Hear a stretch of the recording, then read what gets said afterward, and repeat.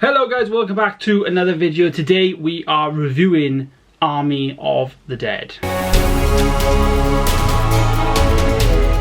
Yes, I have just finished watching Army of the Dead and I've got to say it is great. The movie is directed by Zack Snyder, obviously the whole Justice League Snyder cut, that guy. And it has a stellar cast starring Dave Bautista, who obviously plays Drax in the Guardians of the Galaxy franchise. The whole purpose of the movie is to actually get into this quarantined Las Vegas, which has basically got like all these zombies there that they're trying to like contain. They've basically taken over Las Vegas and nobody's allowed in, nobody's allowed out obviously, because obviously it can get out. Anyways, obviously Las Vegas being Las Vegas, there's a safe in Las Vegas that apparently has $200 million in there.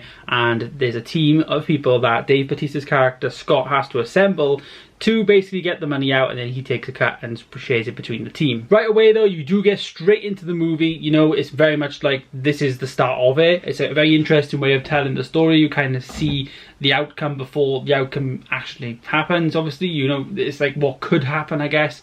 So it's interesting to see it from that point of view. And then obviously you see him assemble his team, and within like, I think it's like the first 25-30 minutes, they're literally on the mission. Like it's straight into it.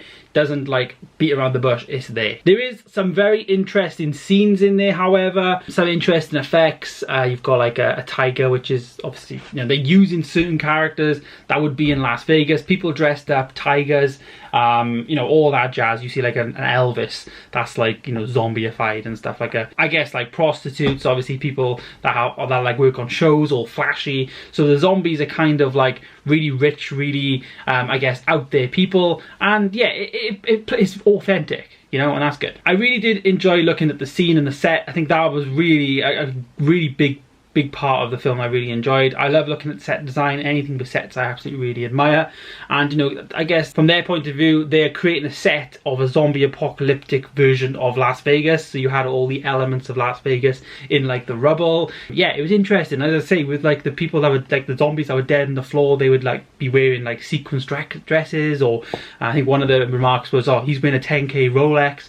It's interesting, and I like that type of thing. I did find the movie better at the beginning than I did at the end. I think it kind of ran out of steam at a certain point, and I was a bit like, you know, it's towards the end of the movie it started to drag a bit, and I was just a bit like, oh come on, like, you know, you can probably cut this out. And I guess that plays into the runtime, with the film being 2.5 hours long. I kind of just needed to be maybe 2 hours long. I felt like half an hour just before the end was just a bit like irrelevant, just dragged out. And you know, we know how Zack Snyder loves his slow motion shots, and you definitely had them in there, and they weren't bad, but it felt slow as well in certain parts, I thought, towards the end as we're building up to the actual end of the film. But the interesting thing about the film was, you know, it was good quality. You know, for Netflix, obviously, they are very, very good quality, and I don't really jump into Netflix all that much because I just haven't really enjoyed them.